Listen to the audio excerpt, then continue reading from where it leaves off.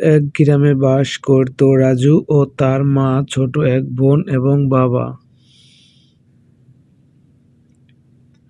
একদিন রাজু ঘুমের ঘরে ভান করে শুয়ে রয়েছে। রাজুকে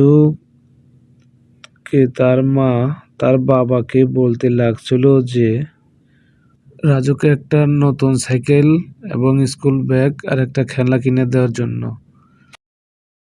পরের দিনই রাজুর বাবা তার জন্য একটা নতুন সাইকেল এবং একটা খেলনা নিয়ে আসলো এবং তা দেখে রাজু খুব আনন্দিতভাবে লাফালাফি করছিল। কিন্তু তার ছোট বোন এসে তার কাছে খেলনাটা চাইলো, কিন্তু সে তার বোনকে দিল না। পরের দিন রাজু তার নতুন সাইকেল নিয়ে স্কুলে চলে গেল। গল্পটি ভালো লাগলে লাইক, কমেন্ট, শেয়ার করবেন এবং পরবর্তী এপিসোড দেখার জন্য অনুরোধ রইল।